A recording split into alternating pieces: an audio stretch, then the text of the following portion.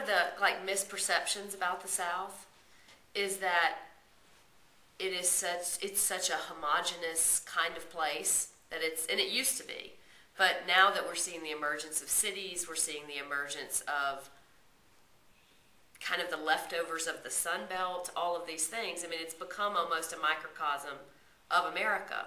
And one of the questions that came up earlier was, why is there, it doesn't seem like there's a lot of differences between the South and the non-South as much as we might think. And some of the stereotypes hold true, but when you actually take into consideration African Americans and Latinos in the South and quit assuming a white South, which is usually what we think when we say Southerners, right? The huge misperception. When you oversample those groups, and by oversample meaning you get enough to actually say something statistically relevant, when you include African Americans and Latinos with whites, the South and the non-South don't look that different.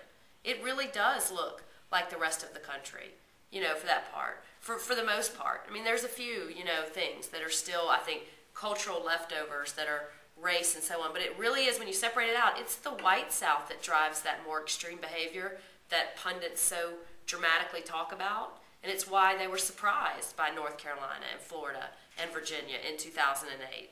And it's why a lot of what gets said in the national media just isn't true and isn't accurate. It's not that the South is, we found all these beautiful things about the South, or it's less racist or any of those things. Not true. It's just not that distinct in the ways that it's pigeonholed.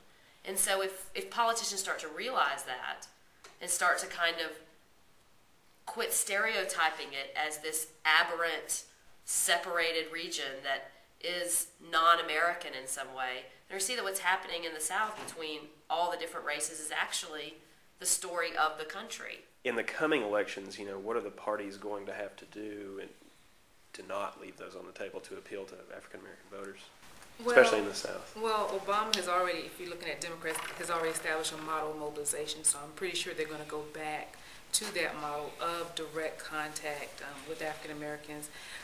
But what I'm assuming is going to happen, particularly with Democrats, is that in the next year and a half, we're going to see a little more racially specific policies. There's going to probably be some discussion directly on this African American unemployment rate, which is over 16%, in some states over 20%. So I think we're going to see that, because that's really where we're seeing African Americans having concerns and feeling that the Democratic Party and the Obama administration has not addressed those issues. So there's a mobilization model already there. So I think they're going to, go back to that model. Well, Latinos are considered usually loyal Democrats, but as you were mentioning, they are socially conservative as a whole, and so they are persuadable. I mean, George W. Bush had a huge percentage of Latino support in his 2000 run based on issues of morality. It will depend on what becomes important in the next election. If there is a big emphasis on issues like abortion, gay marriage, for example, the Republicans will be successful in picking off a few Latinos who are social conservatives.